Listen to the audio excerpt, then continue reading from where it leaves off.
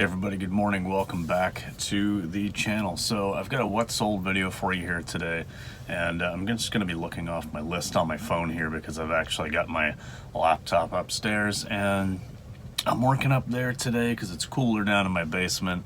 I really didn't feel like lugging my laptop down here just to do this video, so I took a screenshot. I'll be looking at my phone, I apologize, but first I did want to take a minute to talk about Sidekick tools. You guys have heard me talk about this a lot before, but I just wanted to take this moment to say that I have still been using them quite a bit.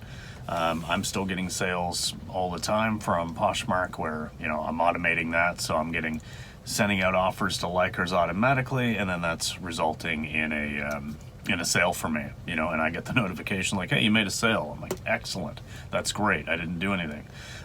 So obviously that's great. The other thing I've been using it for, and I talked about this a little bit already, is importing my listings from Posh Canada so that I can then cross-list them to Posh US, because I did start up that US closet.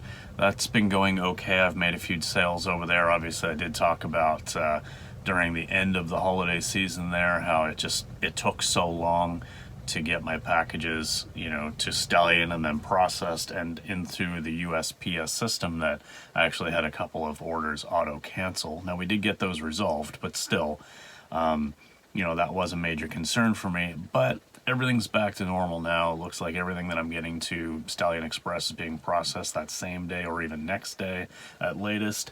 And, so Posh US sales should be fine going forward. So I am moving a lot more of my inventory over. So I'm using the cross-listing tool as well. So it is a little extra per month, than the standard subscription. But it gives me, I think, 150. I think I'm on the silver package and it gives me 150, I believe, cross lists per month, which is quite a bit. And for me, I'm not typically creating new listings and cross-listing on all three platforms because, video games I'm not putting on Poshmark, things like that. Mainly what I want to do now is get all of that stuff that's listed on Canada to the US. So that's been my focus and that has been great. The only thing I will mention is that if you import all of your inventory from one platform and then you as like a draft to move over to another platform and you do that function, you may not get the auto delist if something sells.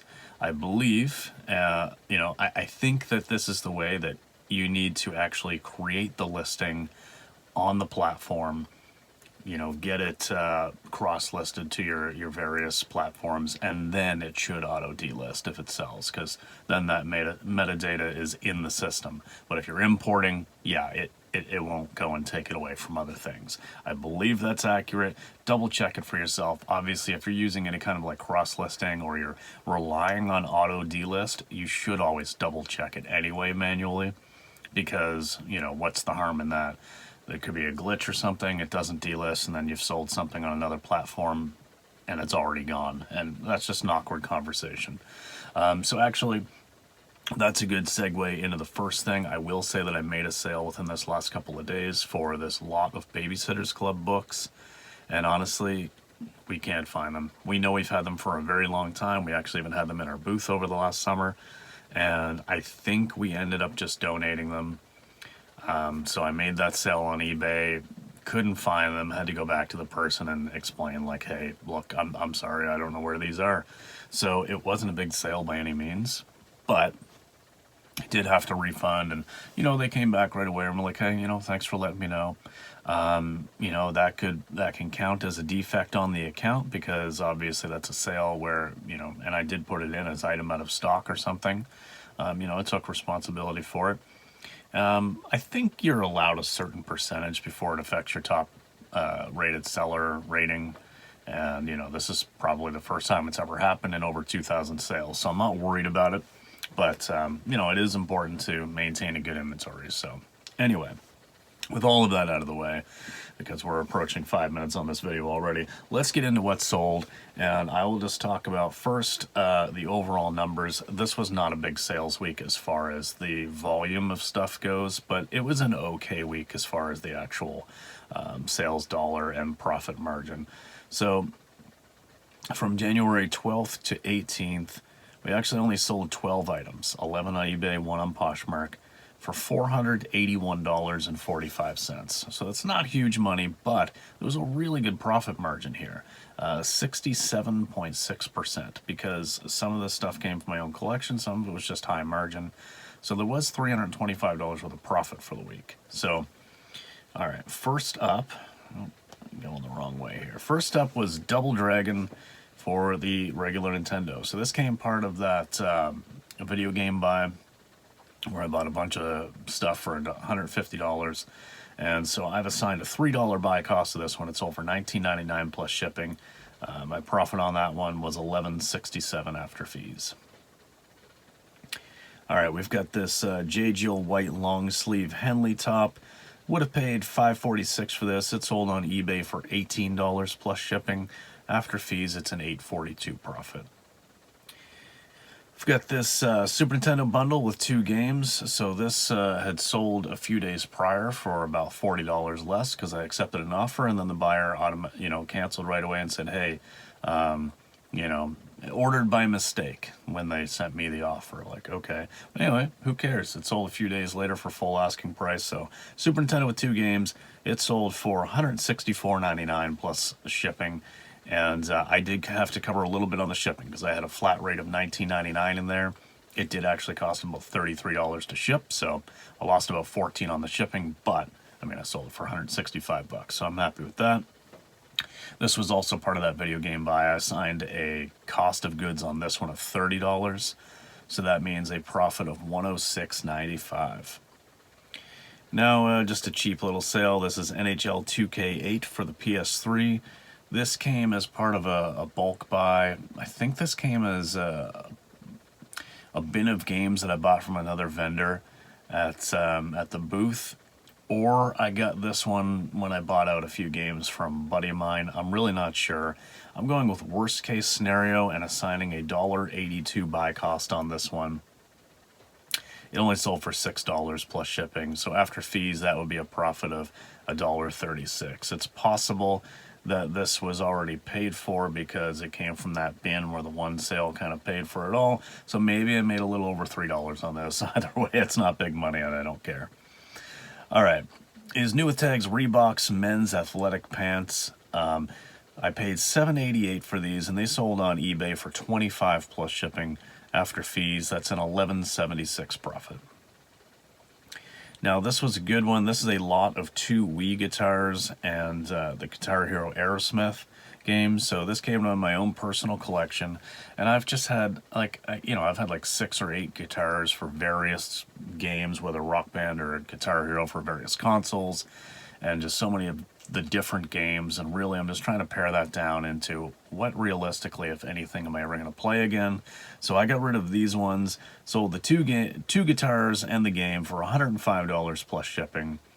So after fees, that's $85.91 in profit for me. And this new with tags Tommy Bahama Windswept Tunic. This was a really nice kind of lightweight, kind of like a top layer or something, resort wear kind of thing. And I would have paid $5.46 for this. It sold on Poshmark for $45. So that is a $30.54 profit. Now, this book was one that came in my own personal collection because along the way what I've been doing is, I buy books and I buy things for myself and I don't really have them tracked very well. So there's a few series of books. This one here was The First King of Shanara by Terry Brooks. A nice, fantasy adventure series, and I like this series. I don't really track it anywhere very well and what I already own, so I saw this hardcover for like $1 or something. It turns out I already own it, but I've had both of these copies just here in my house for so long that honestly I don't even know what I paid for it or how long I've had it. I'm just gonna say it's no buy cost because it came out of my own personal collection. Either way, I would have paid at most like $1 or $2, but it sold for $11.99 on eBay plus shipping, so I made $7.69 in profit on that. Whatever. I mean, I got my money back plus maybe a couple dollars or something like that. All right, so these 2 NES games, this is Prisoners of War and Renegade, and these sold to the same buyer in the UK, and so together they went for $22.50. The buyer paid $16.44 for the international like to the UK shipping. With Stallion Express, I can save a little bit on that. So it actually only cost about $10 to ship. So the proceeds of that obviously go towards sending my UPS box to Stallion. So that's great.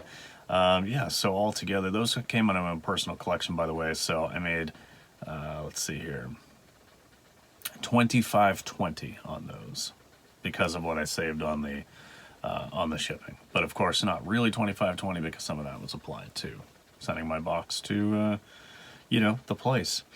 All right. Now this TorJean Jacket with a hood, like a fabric hood, and sleeves and stuff. So this I would have paid $7.48. It sold on eBay for $20 plus shipping, and that means a $9.09 profit. This Super Nintendo cleaning kit, I had this in my own personal collection for a while. It's kind of a cool little collector's piece. I don't think I ever used it. It sold for $22.99 on eBay plus shipping, and because I made a little bit on the shipping on that one, because I was able to send it from the Stallion Depot to the customer in Ontario with Uni for just $6.32, and I charged $9.99. I made $20.15 on that. And then this is a Peter Millar shirt for Hoylake Golf or Country Club or something like that. Just a golf polo. This sold on eBay. I would have paid $5.46 for it, my t-shirt price. It sold for $19.99, and the buyer is in Australia, and they paid $31.85 for shipping. And it did actually only cost, or no, it cost $31.11 for shipping. So it was very, very close. I was a little concerned when it came up and calculated as $31.85 that, you know, there wasn't going to be a really great option through Stallion Express, but I still wanted to send it through Stallion with all of the other items, you know, to help mitigate some of that shipping cost. And yeah, it worked out that they must just be in a more remote area or something, so it did cost $31, but it was covered. So just a $6.96 profit on that one, but that's okay. I like selling golf stuff, and it's year-round, obviously. So yeah, recap again, $481.45 in sales for $325.70 in profit. That's a 67.6% profit margin. I will say that we are 2 days into the next week, and we have already surpassed these numbers. So it's been a really good start to the week so far, listing a lot of video game stuff and trying to sell off a little bit of my own personal collection, just continuing to work towards a debt-free lifestyle. And yeah, it's working out pretty well. And Sidekick Tools is definitely helping with that because it does a lot of that work for me. So again, another little plug for them. And that's about it. So thanks very much for watching, guys, and we'll see you in the next video. Peace.